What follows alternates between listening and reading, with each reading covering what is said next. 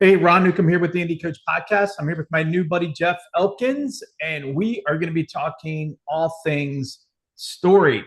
So, Jeff and I were recently introduced, and I always love doing these kind of impromptu, since we're going to get to know one another, take advantage of it, and look through the lens of you, the watcher, and invite you into a conversation so that you can glean as much information and knowledge as I do. Everything that I've seen of Jeff so far online looks extremely impressive. So I would love for you to be Thanks, man. Jeff. Absolutely. I would love for you to be able to kind of give the audience and myself a little bit of your origin story. How did you get started into this whole thing? Oh my gosh. Anxiety, I guess. I was working nonprofits. Came out of college, going straight into nonprofit work. Did that for like 15 years, and I was working I would take ones that were kind of broken and help them uh fix themselves, just kind of guide them through the process of fixing themselves. I was in a really stressful one. I was in a meeting, I started ranting, and the one of the old guys who ended up being a longtime mentor of mine was like, "Hey Jeff, why don't you go write all this down and give it to us in written form, and that way we can think more on it." Looking back now, I realize he just wanted the meeting to end. But so I did. I went and wrote it down, and I ended up writing this. I started it off with like an allegory, like the thing I was trying to talk to them about. And man, I had so much fun writing that like short story and it felt so good. I was like, oh, I gotta Hmm. keep doing this. So I spent a year writing a short story every night. It was a lot of fun. I launched a literary magazine with like online literary magazine with about seven other writers, which was great. And then I pivoted to novels. I'm 13 novels in the can now, which is awesome. Wow. And I haven't had a hit yet, but any second now. And then last year, I pivoted to screenplays, and cranked out three last year. Queried one of them, got some, interest, but it didn't really go anywhere. But I'm still new to this world and trying to figure out what it looks like. But Yeah, yeah. man, it's not easy to navigate, but you know what, Jeff? Nothing is, right? I mean, Yeah, so yeah, yeah, it's you gotta go for it in all directions. So good for you, man. So do you mostly do nonfiction and fiction? no, mostly fiction. Mostly Um, fiction. Okay. yeah, the 13 novels are all fiction. I started 5 years ago. I was like, well, so I have a weird day job right now. I've had it for 12 years. I train people. I lead the production team for a training company that trains people to how to have difficult conversations. So we Mm, do like suicide prevention work. We do like mm, interview and interrogation work for law enforcement. We do a lot of like addiction recovery work, um, and we build in essence a like video game with a live actor. So we specialize in artificial emotion and it feels like you're on a Zoom call when you're talking to mm. our character, but the character is played by a live actor. Not a live actor, or by a real actor, not an AI actor. They're not live. It's a game. But Yeah. yeah, so uh I was that's when I kind of got into I was doing that job, and it's required me to kind of think of new ways to write dialogue and how dialogue works, and like how emotions work and how transitions work and that kind of stuff. And so I wrote I was talking to a friend who is also a big indie author, and I was talking to him about like, hey, I have all this weird knowledge. I want to do something with it. I really like coaching people. I love helping people. It's kind of one of the things that drives me. And so he was like, well, you should take what you do for your day job and apply it to fiction and Hmm. help people write better dialogue. So Hmm. the Dialogue Doctor was born. That was like a little over 5 years ago, and since then I've coached over 400 authors one on one in helping them like finish their novels improve their dialogue and characterization. There's a community we run that I really adore, that I love, and we meet twice a month. So we actually have a meeting tomorrow night where we talk about what we're all working on, ask questions. I do master classes. I've got another book coming out I've published a couple books. I've got another one coming out. It's supposed to come out in February, hopefully April. Uh, about how emotions work and how you can through the manipulation of the text on the page change your reader's emotional journey. So yeah, it's fun, and it is a side hustle that's slowly taking over my life, Mm, and is in a good way, I think. But yeah. yeah, Yeah, yeah, no, the emotion. Have you heard of a guy named I think it's David J. Phillips? He is known for for public speaking, but he did a couple TED Talks that went really viral. And yeah. so he talks about, the chemical cocktail in your Hmm. brain and it how he can, through his public speaking, work that through you. And Yeah. it's really fascinating. Um, I'm sure you don't know this, but I actually was a police officer for about 6 years. So, No way. yeah, I so didn't the know that. whole, yeah, kind of interrogation, I did a lot of study in there. My brother's still a cop, and my dad was a homicide detective in DC. So he was very much into interrogations, investigation, that kind of stuff. And I also have a master's in counseling. And Dang. so I've been also following another YouTuber that you should definitely check out. It's a young man named Calloway. That's kind of Okay. his call sign. And what he does is it's all about like viral videos and personal branding, but it's truly fascinating because he takes a scientific approach and just what you're talking about emotions and things, he Mm. really has to kind of deep dive into around that. So definitely check him out, Fascinating. man. I think you would gain some value from him around that. That's super interesting. And Yeah. where are you out of? Are you out of Baltimore, Baltimore? Maryland. Yeah. Baltimore? Okay, yeah. So Just north. Yeah, yeah, just north of Baltimore. yeah. Yeah. You're a stone's throw away from me. I'm in Virginia. Oh, So nice. yeah. So we're not too far from each other. Yeah. We should definitely connect at some Yeah. point. So How how did are wait? you? Yeah, Let me ask you, how did you get into sure. indie film production from being a cop?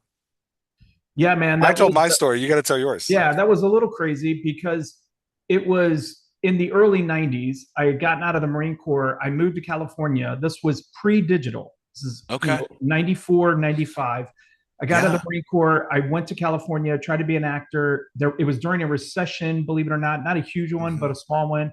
I came back home with my tail between my legs, and I thought, well, that was my epic film career. Yeah. And I got a job as a police officer, and I thought, man, this is a career. And I did love it. It was fantastic, very honorable.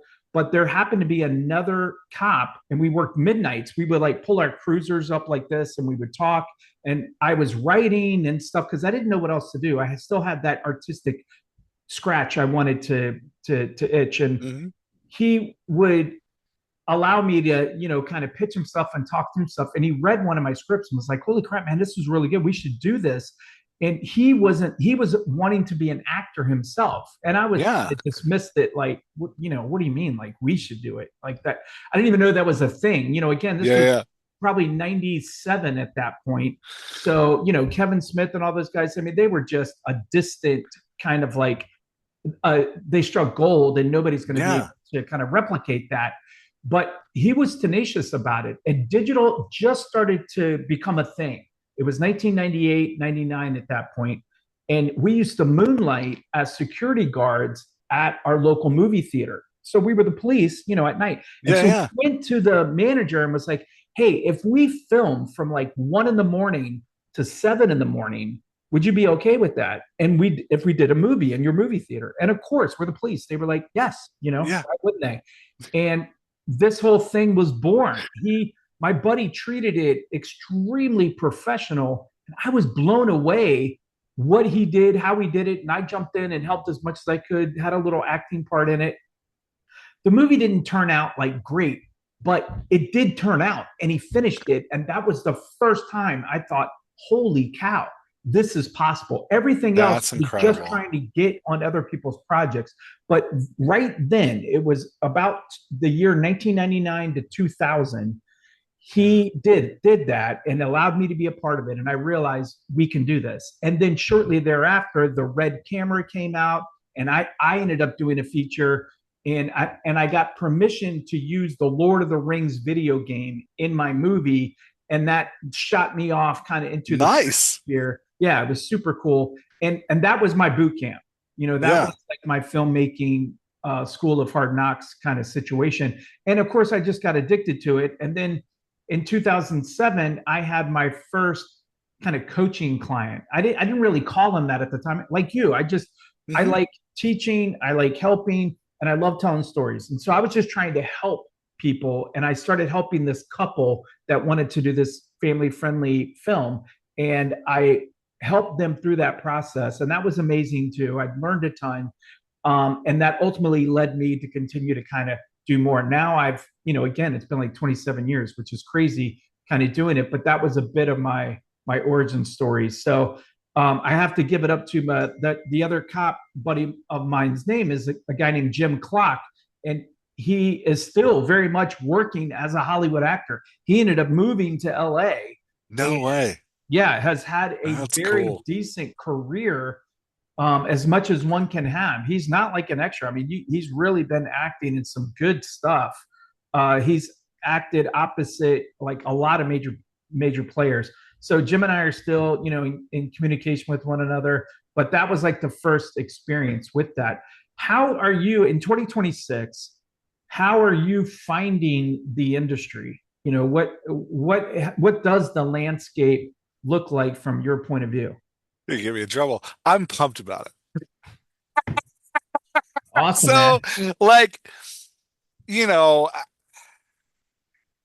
the thing about guys like you and me is that we live in this crazy time Yeah. where we can do things we should not have permission to do. And like, under no circumstances should anybody let me write a novel. Right? Like I'm a dyslexic kid. I didn't get an MFA, right? Like I didn't Yeah. know anybody in the writing world. I didn't know anything. I had Microsoft Word and Amazon was like, yeah, you want to publish? We'll publish. You want to publish? We'll publish. So like it was but it has been like one of the huge joys of my life. And so I'm you know, it's a long story, but a friend of mine was badgering me for years to switch into screenplays. And I was like, no, I really like writing novels. It's fun.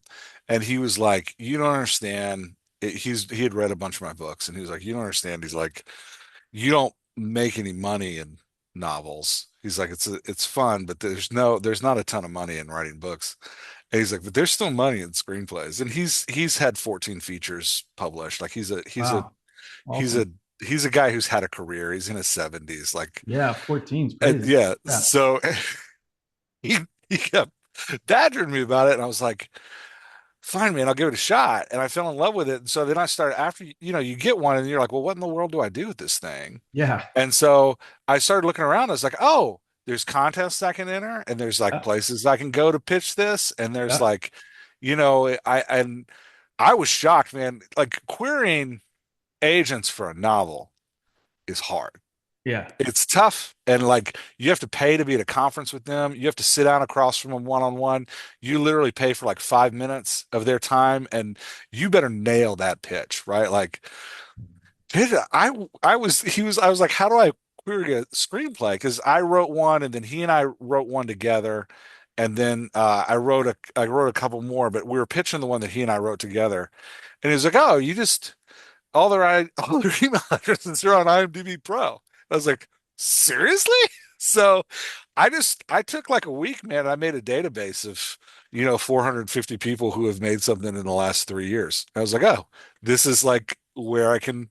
And it was nice to have a guide to be like, look, don't email an Yeah. agent. The Yeah. agent isn't going to reply to you. Look for managers, look for producers. Like, and But it was crazy. And like I'm saying, I should have no business being able to build an email email. I think I got up to 650 emails on it. And you sit down and write 4 emails a day and you track who you're emailing so you're not like emailing them all. And again, I haven't sold anything yet, but I still feel like I did get some like requests for manuscripts, but that's better than I ever got as a novel writer. So Yeah. So you've mostly been doing like so when you're doing your novels, you're mostly self-publishing up on Amazon. yeah, so well, I go wide. I don't just publish on Amazon. Okay. I publish everywhere. So Okay. in the book world is similar to the it feels similar to the movie world in that it was disrupted a long time ago. It used to be like to Yeah. publish a novel, you had to be in New York. Just like to make a movie. The thing was be in LA, from what I understand, coming into this now. And that is kind of being disrupted and moved Yeah. around. Yeah. Back in the 90s, really early 2000s, when e-readers were created, um, the New York publishing strong arm got disrupted. And so now it was like, oh, anybody from anywhere can publish a novel. And it kind of threw the system into chaos. And so when I was going to publish my first novel, right, like I had written, um, at that point, I had like 150 short stories that I thought were pretty good. And I'd published them Wow. online and I was getting traction. And I had readers that were following me and it was nice. And then, but I was like, I want to shift to this longer format of storytelling. And I was like, how do I do that? And at the time, this was like 2015, 2014, 2015. At the time, the advice was like, well, you have to sit down you have to get an agent, and then that agent will push you to a publishing company. And if the publishing company likes your idea, they'll give you a small advance. And if you can earn back that advance, they'll give you a bigger one. And very similar, right? Like there's gatekeepers. Those gatekeepers have the access to the people that actually create the book. And I was looking at that and I was like, I'm never going to do that. I had 5 children, right? Like all under the age of 12. I was working a full-time job. My wife was working part-time. I'd been working nonprofits, so I was fairly poor. I didn't have any money. And I was like, I don't have the money to even attend these conferences, much less the time to like go sit across from these agents. And I was like, well, you can query, but back then it was like querying is like the thing was querying's pointless because these people get paid to be set in front of. So there's like, what's the query? Why are they gonna hit you with a query? So that's when I was like, you know what, I'm just gonna do this myself. And what's beautiful about writing a book is all the tools are there, right? Like I reached out to a friend and I was like, hey, who designs your covers? He recommended somebody to me. She built me like beautiful covers and I could write the book in Word and then I just, you just learn. I learned how to format it. I learned how to like put it together. And now there's even tools that do all that for you, which is crazy. And my first 7 novels, um, I published for free. Like I think my cost was $150 for the cover for each one. Wow. And I put it up for free. And then now the thing is like I didn't have any money to market because I was really poor. I didn't have any money to market. So because nonprofits don't pay. So you get paid in good vibes. So I was just kind of passing them out one book at a time. It was like, hey, I have a book. Do you want to read my book? Like Yeah. you want to read my book? And online, like Facebook was a thing for a while, and you could be like, hey guys, I wrote a book. Who wants to get my book? And like, I built a following of readers and still have that following that kind of tracks me around. Um, and I still have never really marketed a book. Hmm. It's one of those things of like, at some point I'll do this, and I just haven't. But I don't. The nice thing about the book world is you can do it all by yourself. And something that is Yeah. interesting to me in the movie world is that this is a team sport, and that's a 100%, man. little new for me, right? Like, Yeah, funny you say that. I say that quite a bit. My saying is filmmaking, just like life, is not a solo sport. It was never intended to be solo. yeah, So filmmaking, you have to have others, and it's better with others. Like there is the yeah, one-off person where they could take their iPhone and go film the whole thing. And I mean, we all know those things are out there, but I have found there. I mean, that's like extremely rare most times it's going to take a village to get it done. Yeah. And people either love that or don't. There's rarely any in between. And I happen to be one of those. I just love that collaborative, collective art expression. And it never ends up being the film I wrote. It always ends up being something else because once you invite someone else in, they're not passive. They're going to Oh put yeah. their 2 cents and it's going to morph and change. And some people have a hard time giving that up. I'm dealing with that right now where, I have someone they're trying to get the script there, but they're just having a hard time with it. And I can understand it. It's their baby. Someone else is trying to stretch it, offering another point of Hmm. view, and it's not an easy thing with that. If I were to say the old adage of 10,000 hours to become an expert in whatever we're trying to do, and that includes writing, let's say, how would you, in the last 3 years, how have you been able to try to maximize to get to that level, that would approximate like a 10,000 hours kind of experience? For one, it sounds like you had a bit of a coach mentor yourself.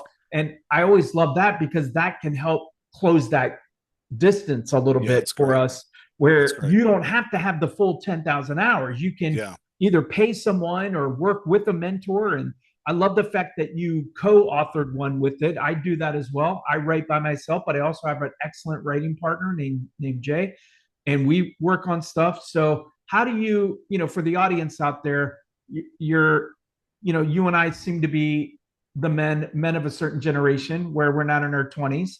Yeah. And, I'm in you my know, late 40s. Yeah. okay, so I've got a little more years on you. Um, what, You how don't would you, look it. Sorry. yeah, it's my dad. My Dude, dad's genes. I'm 53, and no way. I yeah, don't people are believe it. like, "What?" Lies. Yeah. So my dad looks very, very young. So Oh, that's what I'm kind of banking on. that's But how funny. do you get those 10,000 hours that one needs to kind of, even feel good about? All right, I think I can do this. That's a great question. I want to hear your answer too. Um, when it comes to screenplays, I kind of got to cheat because I was working with an anti-human trafficking organization. Hmm. And we had a very quick falling out. And I left there. I was looking for a job, and that's how I got to the company I work for now. And one of the things that was really fascinating about it is, we write a script and then actors play it. And that was the first time I'd ever been in that collaborative writing space. I was working on my first novel at the time, about to publish my first novel. And I remember we wrote a script and then we went to a week-long video shoot and brought the actor in, and it was wild. I was prompting. Um, since then I've done a little bit of all of it. I've done directing, I've done I've done producing, what we call producing, which is really kind of running the board and sound and all that kind of stuff. We lost our lighting guys, so I had to figure out lighting one time. But it was like I was sitting on YouTube, like, oh my gosh. But so for me, I love the watching an actor take what I do and run with it. I think it's incredible. Hmm. It's always better. But so I say that all that to say, like, I think the way you get the 10,000 hours is however the hell you can. Like, it's just a like grind. When Hmm. writing novels, it was like I'm working a full-time day job and I don't want to take time away from my kids. And the last uh my oldest is 22, so the last 8 years I've had a kid in high school, at least one kid in high school, usually two kids in high school. And now I've got college kids who need help. But I want to be going to their games. I want to be like participating in their stuff. I want to be there. So for me, that means like writing fun is starts at 10 o'clock at night. And I have Okay. like a 2 hour block. I have from Okay. 10 to like midnight or 1 before I crash out. And it means like I'm turning off the TV. I'm sleeping 5 to 6 hours a night and I am working. Like, and it's Hmm. that it just requires that daily discipline that like I'm going to sit down and I'm going to do this thing. So you And do it every day. I try. I don't do it every day. Like sometimes things get in the way, like, and sometimes they're great things to get in the way. Like sometimes Yes. it's like, hey, my wife wants to go out to eat. And I'm like, yeah, we're going to go out to eat. Tonight we're not going to write. So I hold to myself, like I try to do like 4 to 5 a week. Um, Hmm.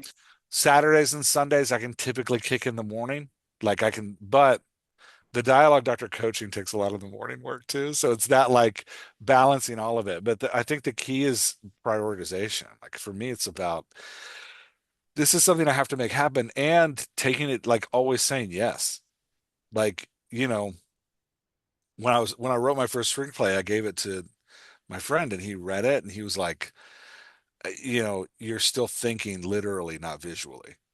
And Hmm. I was like, oh, how do I think visually? And he was like, well, he's like, it's hard to communicate. And he was like, maybe the best way is if we did one together. I was like, let's do that. Like, let's do that. So, and that's a sacrifice because I had to put down the novel I was writing. I had to put aside the like work I was already doing to switch to learn from this guy. But it's saying yes to all of those opportunities as a Yeah. learning experience. And I think just not holding anything too precious.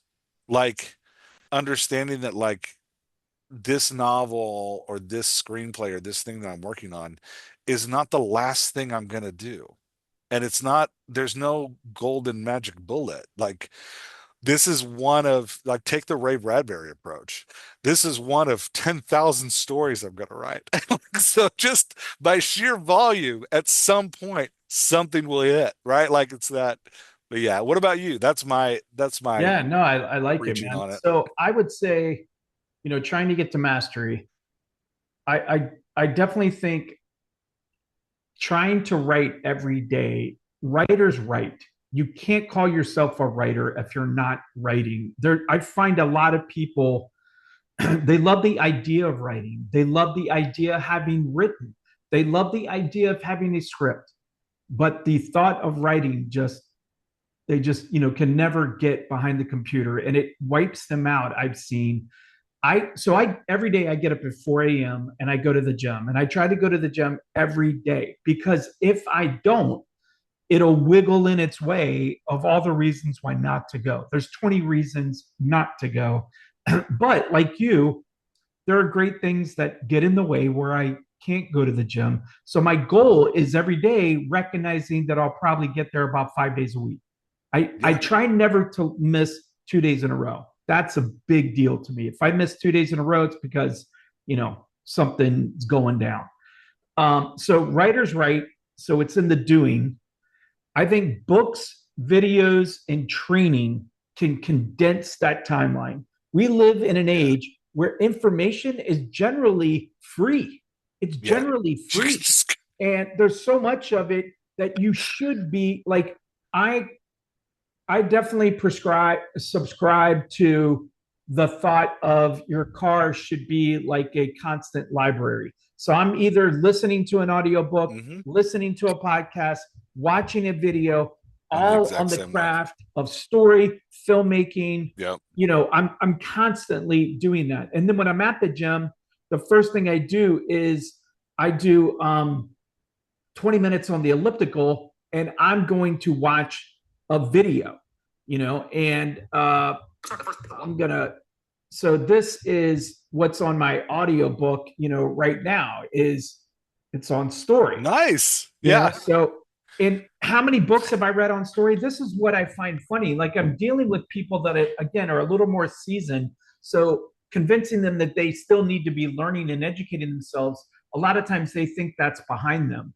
But Mm, I've read at least 25 books on story, at least 15 books on filmmaking. And I'm constantly reading books about the craft, about story. And then I do think a coach or a mentor can also condense down that time yeah. significantly. That's where I'd be willing to pay. It's you get the information free, but the implementation or the coaching is a Yeah. service. And that's where I'd be willing to kind of leapfrog my timeline, particularly because again, I am 53. It's not that I'm over the hill, it's that I don't know what the heck everybody's waiting on. There's a sense of urgency for me Mhm. personally. I'm moving the freak out and I want to take the hill. Maybe that's in the Marine in me, but I'm trying to take the hill and I'm throwing everything I got at it because, like you said, it eventually over a period of time, if you stay with it long enough, something's going to hit. And I want to make sure I leave it all on the field.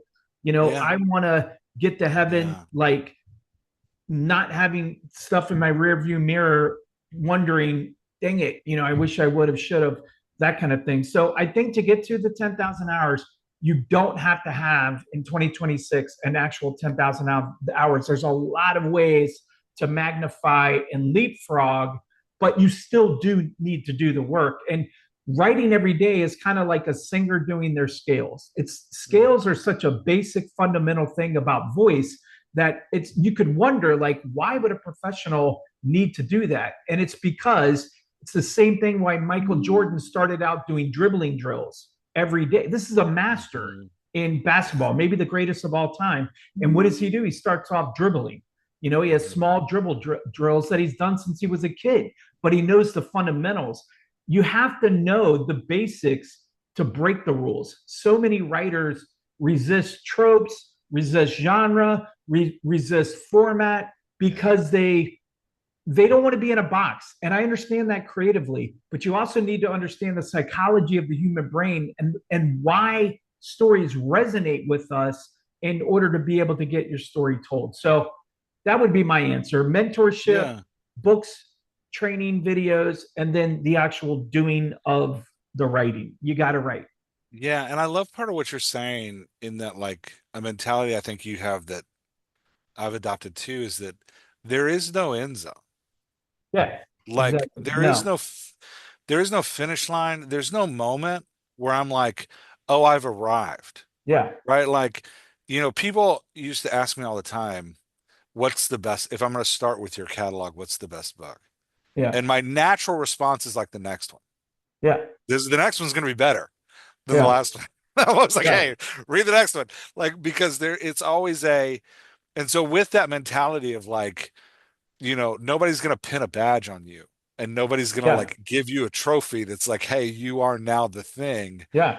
It's always improvement. It's always the next step. Yeah. It's always the next like thing. Yeah. And even when I like, my wife teases me because like when we watch a movie or like when I sit down, I have all these college students now. So they're like, hey, have you watched this thing? And we'll sit down and watch it. And or I'll be like, hey, have you watched this old thing that I love? And they'll watch it, they'll be like, this is so slow. But so so Yeah. we watch it together. And I'm always taking notes and I'm like, because even downtime, I want to know how that Oh yeah. worked. And like there's no like on or 100%. off. There just is. And it's Yeah. like a constant mastery of the craft. Like I never watched a Coen Brothers movie before.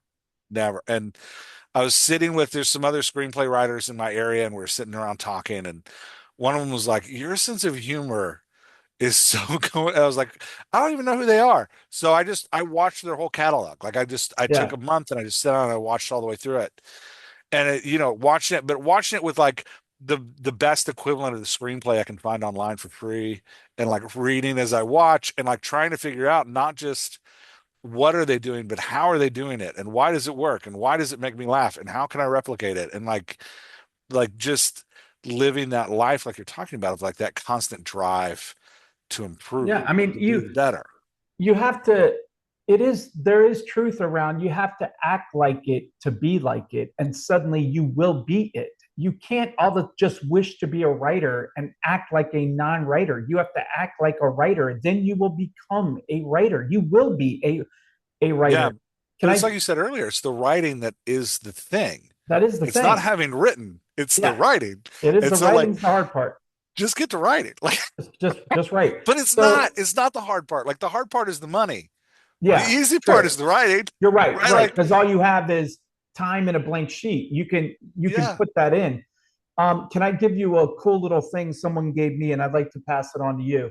Yeah, So please. actually, in your neck of the woods in Maryland, there is the AFI. the American Film Institute, and they have a website. And what I want you to Google is AFI Top 100, and it's Okay. going to give you the top 100 movies of all time. And they constantly update it. It's great. And what I want you to do is go in there, and this it's perfect because it's 100, and just Dude, you're they speaking my even language right they now. even You're have a totally little speaking check. my language. They have a little thing where Yeah. you can check them off, and I want you to go in there and score yourself and see where you're at. When Deal. I did this screenwriting group that like changed my life, they were so good and intense. And I always knew I wanted to watch some of these old films. I just never got around to doing it. And they gave that assignment. And suddenly it gave me a reason I had never seen. Now, this has been a long time ago. So now I haven't seen it. But I had never seen Citizen Kane, Casablanca. I think it's called Gold Rush. And Citizen Kane is the best film of all time still. But Yeah. I fell in love with Casablanca. It's like I never seen Gone with the Wind. But again, I knew at some point I wanted to see these films, and like that gave me an excuse to be like, now's the time, because I was using it as school. It was like this is an assignment. It isn't just me casually watching a movie. It was like this is my scales. I'm doing my research, and as a result of it, so I'm up to like 76% now. I've seen like 76 out of the 100. There's some of them that are.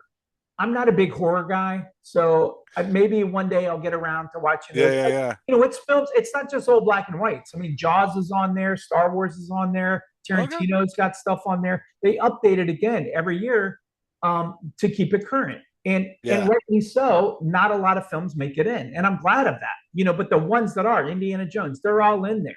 You've got 100. So just go on their website. I'll put it in the show notes also, dear listeners, so you can check it out.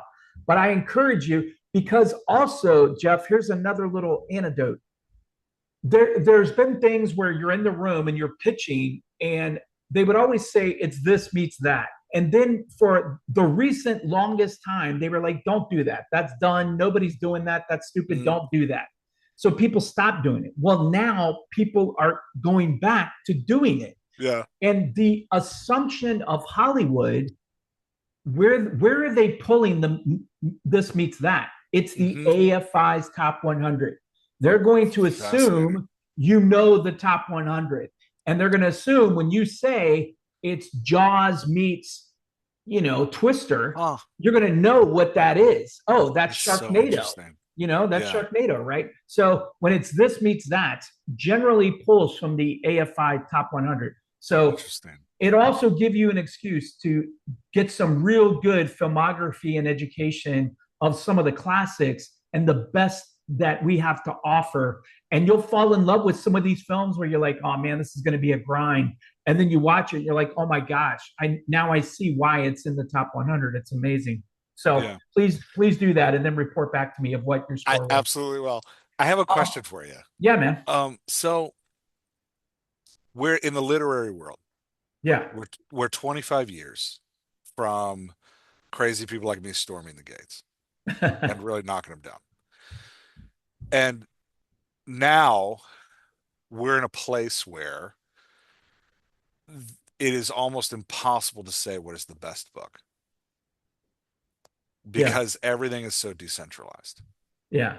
And everything is so niche. It doesn't mean that readers are niche. Like, readers read really whatever their neighbor recommends. That's what people go read.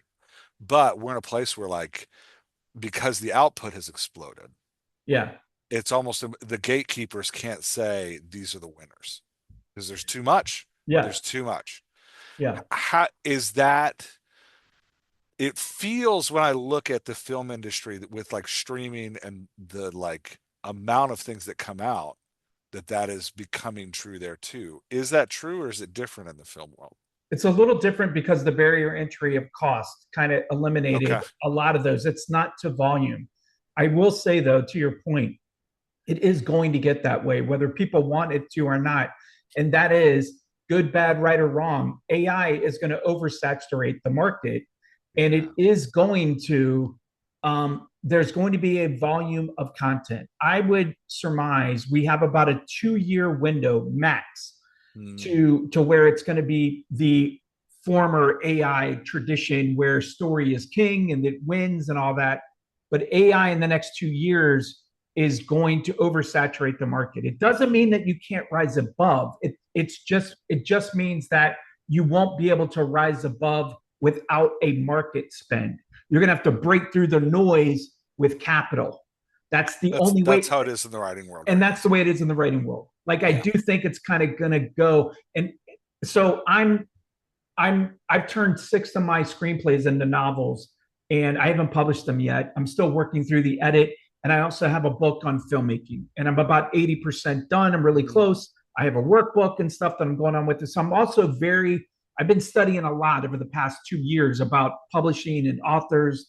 I follow a lot of people. I just watched a video this morning about kind of the latest and greatest of what's going on. And one of the things that the gentleman talked about that I follow, Dale Roberts, is that they being the publishers, not just Amazon, but Ingram Spark, these others, where they had to like almost pause publishing for a moment because it was so much AI content that they had to, in nonfiction, it was so much AI content that they are trying to discern what is and what isn't right now. And they just needed a pause for it. And this is recent, is like literally playing out in real time.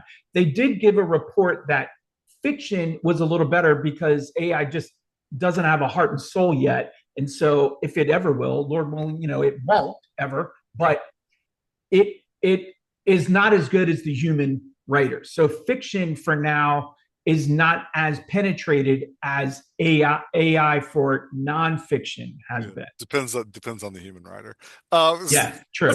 So, and I will say, like, it's interesting in the literary world. Amazon put out a rule a couple months ago that you are not allowed to publish more than 30 books a month. Now, that means there's enough people trying to publish a book a day right, that they had to make a rule. There's enough people trying to do it that it's screwing with their profits. That's the only reason. Amazon doesn't love literature, and they are not there to help us. They're there to make money. And so when they make a rule and it changes their algorithm, it's about them protecting their own profits. And that rule tells me that, like, they're getting flooded. And that's exactly right. When we in the author world, talk about, when I talk to writers about what they want to do with their work, we talk about how, like, the dream used to be McDonald's. That, like, your book was going to be in every house. You're going to be a household name, and the book's going to be in everyone's bookshelf. And that a more realistic dream today, with the kind of the state of where writing is to be a really great burger place on the corner of your neighborhood. That you can have a solid career, selling to a community that loves your work. That's right. But there may never be another McDonald's in the literary world. Yeah, no, I don't disagree with that. Yeah. I follow a guy named Chris Fox. He writes fiction and he's written nonfiction for authors. I know Chris Fox. Yeah. Oh my gosh. I love that dude. He's amazing. Particularly, I mean, I've read a lot of his fiction, but his nonfiction work is primo. You had mentioned a minute ago about tools. Do you have any tools that you like, that you would recommend, ones that you think listeners should check out, regardless kind of where it's at, either in the screenplay venture or the writing venture? What tools are you using? Like tools to learn or tools to work? Kind of an open-ended question. What would you recommend for people to kind of check out? Like, you guys definitely need to check out. How would you fill that in? I mean, I think that's an interesting question. I keep my story Bible now, like, in Notebook LM. Love Notebook LM, man. It's great. Cool stuff. Yeah. And so, like, I'm currently writing a series with a partner. Okay. And the books are huge. The first one is 180,000 words. The second one's like that's a lot, my friend. Yeah, it's a what genre? The paranormal comedy. So they are okay. So that's definitely long, right? Yeah, it's Brooklyn Nine-Nine meets Ghostbusters, um, which is fun. But Nice. yeah, but the first book was pretty easy to keep track of because we had a single POV, so we are just kind of living in his world. Yeah, The season two that we're getting ready to finish, we went with seven POVs, and so it's a lot to track. And that's a so lot to track. Yeah. Notebook LM's been great because I drop every chapter in, and I just keep adding to the source material. And I like, hey, what color is Buck's car? Yeah. Like what's where are all the places? Because we have one character, like a running gag is that he's kind of old and retired. He's like the Danny Glover from Lethal Weapon. Like, I'm too old for this crap. And but they're always talking about, oh, you're the guy who did the thing with the thing. And like, I was like, oh my gosh, how many times have we said that? And like, what are all the adventures of Buck? And so it's really nice to have Notebook Ellen to be like, hey, how many times? And like, could No. you make me a list? And it's like, whoop. Whereas in previous series, even just like 6 years ago, I'd have to go read all of the books. So like, I wrote one series that has 6 books in it, and I'd have to go like thumb through them and be like, oh, that's right. I said that thing. I did Well, that thing. you're in good company because George R. R. Martin famously he had a fan that just was like an Uber fan, and Yeah. and what happened was I'm sure now he probably uses well actually he ended up hiring that guy, and Yep. he had him like on retainer, and what he would do is he would bring up some old character he had like 3 books ago, and Mm. he'd be like, hey, what color is his eyes? Yeah. It's the And weird crap, man. Yeah. immediately that guy was like, oh, on page whatever of this book, his eyes are blue. He was able Yeah. to like, and so Yeah. now you would use like, yeah, something like Yeah. that. But Sanderson famously, has one of you're those in guys. good company. Yeah, Yeah, I mean, Brandon Sanderson is one of those guys too. His sole job is story Bible. He just that's walks right. around. Yeah, you just can't, Yeah. you can't. And what a cool. I mean, how fun would that be to like have that role where you're like living in, this crazy world people created? Yeah, it's great. But I don't, I keep everything as cheap as possible. It comes from being poor. So I write with Microsoft Word. Okay. My screenwriting mentor had to really convince me to buy Final Draft. Okay. I was really trying to figure out how to format a screenplay in Word. I was like, I can do it, man. And he was So like, it's not worth it. I was like, it's I not can worth do it. it. No, Yeah. it's not. So back in I told you I was writing a screenplay back in the 90 early 90s when I first started, and like you, I mean I just had Word, and like real basic Word, Yeah. and I thought, and I kind of tabbed in stuff because I had seen them enough, but this Yeah. was basically like pre-internet, Yep. 95, 96. There was no, hey, let me go and download this screenplay. I had to get my hands on a couple scripts, and when I was in LA I did, and so I kept them and tried to mock that. But I also so I do have Final Draft, but I loved Celtex for a long time. It's I've never heard of that. CELTX.com. And now it's all online, but it used to be for free. It had a free version for the longest time, and it was freaking Wow. great. Now they've added a bunch of stuff to it, but Celtex, CELTX.com, was a great one. Hey, so and I'd love to get your perspective on this because so we are in the business of IP exploitation. And I mean that in the most positive sense of Oh, it's a good way to say it. Yeah. exploitative, Yeah. is Yeah. that we're Yeah. trying to maximize and exploit our IP to the Hmm. biggest audience for a financial return so that we can continue and do it again. Ideally in as Famously, many forms as possible. many forms as possible. So that's where I'm going with this, Jeff. This is my question. You've already saw me coming. Yeah. So famously, George Lucas made more money on the toys than he did the films, right? Yeah. I'm because I actually do fantasy and sci-fi, which lends itself Nice. nicely to IP development. And my Hmm. question to you is talk to me a little bit about IP exploitation. Like, should I, the listener, as a screenwriter, and let's say I do sci-fi, should I be thinking about turning my script into a novel, into a graphic novel, into a video game, a board game? I mean, there's Yeah. so many iterations.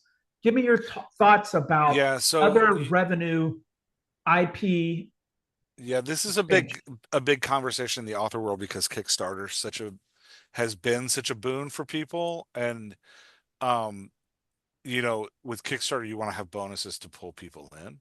Yeah. And so getting artwork, getting like things to do is a big thing.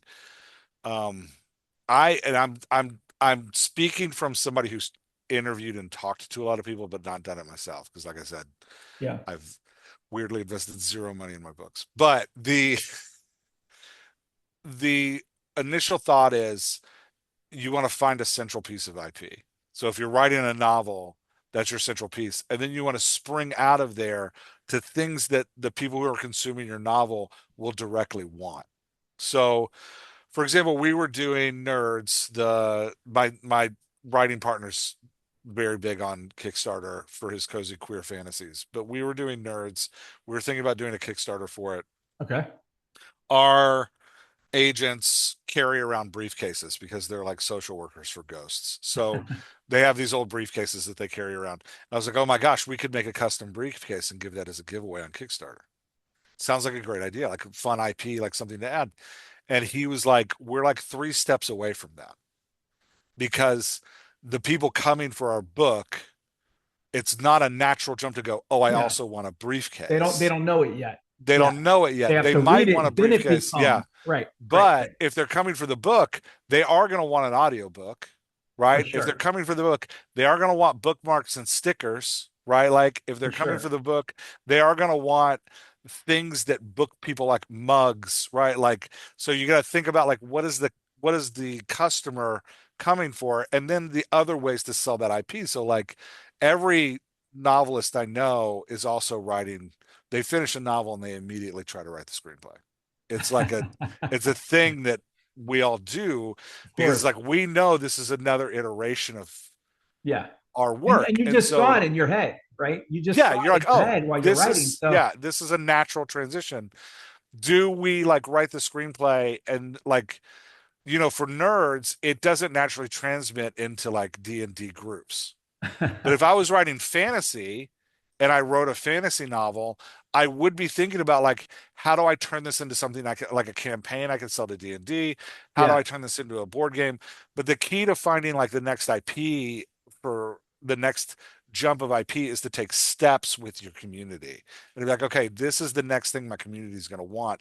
It makes sense that I produce that. Does that make sense? Hmm. And like someday I might produce nerds Hmm. briefcases, but I have to grow the audience to a place where I Yeah. have enough of them that are Yeah. like, It makes I want sense. luxury items on Exactly. that. Yeah. And and Like, I and I had to learn the hard way too, where you're thinking from it initially from your point of view, where again, the value, yeah, the no, briefcase yeah, is already valuable. To them, they don't even know that the story is the briefcase is not valuable no at clue. all yet.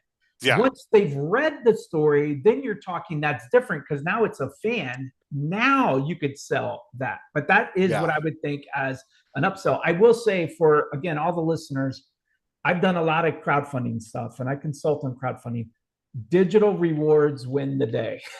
yeah. Digital rewards as much as you can. The moment you Super start easy to doing deliver. physical rewards, you got to remember that you're giving away some of that money. And some people, I just gave to a crowdfunding campaign today. And I chose a digital reward. He was giving some physical away. I just don't want the cost to go. I want, my $50 that I gave today, I want 100% of that to go towards his film. I don't want Yeah, him to have to print a t-shirt, mail it to Ron, because the mailing is a yeah, hassle. The printing is the hassle.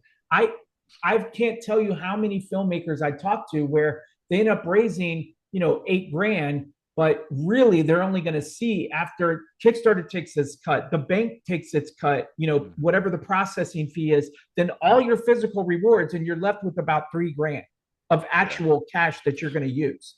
And then yeah, you're like, well, shoot, I got to repay myself for marketing and got to repay myself for the time. Like that ain't going to happen. You need to recognize going in digital rewards on crowdfunding wins today. So yeah. And I, thinking of it, it's like that old school yeah, funnel where yes, like at the top of the funnel is the initial thing you create. If it's a yeah, movie, if it's the book, if it's whatever, yeah, every step you get away from that product, the funnel gets smaller. smaller for So if sure. I'm jumping to briefcases, if Yeah, I've got like 100,000 yeah, it's people too big of a supporting my leap. Yeah, novel, if I'm jumping to briefcases, I got like 5, 10. yeah, right? exactly. Like, because it's so far down that funnel. But For yeah, sure. it's yeah. Yeah. I mean, I'm are you familiar with Dungeon Crawler Carl, that book? Uh-huh. Okay, Yeah. so the main character runs around in these boxers with like, their white boxer briefs with like Yep. hearts on it. But nobody would want like a tchotchke of that before they read the book. They'd be like, that's stupid. But Yeah. now that I've read the books, and I know that's affiliated with the book, and I know what Hmm. it means. Oh, that's the hero's, that's kind of a gag and a joke because Yeah. he keeps his boxers keep leveling up, so now he has to have them on, Yeah. has to wear them to survive. That becomes funny, but it's not funny until you're a fan. And Yeah. so again, you're right. Definitely the briefcase it sounds cool in the beginning, but it's going to cost you money and people aren't there yet. They'll get Yeah. there, but when you're thinking crowdfunding, we always, again, dear listener, please listen to this. It's not about you. You can't think of it from your point of view. It's about them and what do Yeah. they want and how you can esteem them. They're the hero of their story. They're just buying your book to fulfill some kind of need, some kind of pain point, escapism, whatever you might call it, which is great. But don't think they're going to want all the little goodies Yeah. until you convert them to be an ambassador. Then it's Well, game on. what's nice is as you create the different versions of your IP, you actually increase the crowd base. So like if you go a Absolutely. step from your Yeah, screenplay, your indie movie to like, okay, I'm going to cut this into vertical shorts, or that's I'm right. going to like, if I'm going a step from my novel, I'm like, okay, I'm going to put out the audiobook. I'm Yep. going to gain more fans in that audiobook. So by the time I do get to the bottom of the funnel, Yeah, there's more people down there, right? that's Like, right. so it's Yeah. easier to take steps than leaps in what you're Yeah. And you're creating. just kind of pulling them in, like you said, and it goes down. And from Hmm. what I understand, if you're an author considering to be one, that is where the money is the longer you can keep someone in a series, the better, because then they're really willing. And I've realized, like, I first bought Dungeon Crawler Carl. I bought the first book and I couldn't really get into it. And then my cousin kept saying, no, man, it's good. You got to, because I'm not really that kind of genre type. But I was like, all right, I'm going to kind of stick with it. And of course, it got about halfway. Next thing I know, I care about the characters. I'm all in. Hmm. So Yeah. what did I do? Immediately, I remember the night when I realized I came home. I was like, "Holy crap! I'm a fan of this guy's."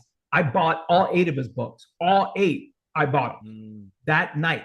So the yeah. moment you become a fan, that's where that funnel is great because it actually, if you can write in a series, that's where people make money, and that's why. I mean, I don't even know that the Dungeon Crawler Carl author, I don't even know if he's announced the end of the series or not. He's got one where you can pre-order it still. He might just keep the gravy train Just keep going. going.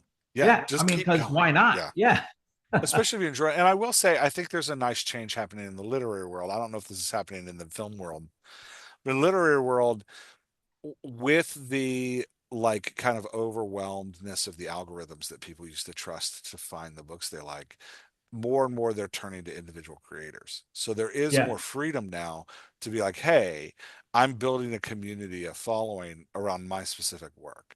So I definitely. don't necessarily have to just keep doing Dungeon Crawler Carl.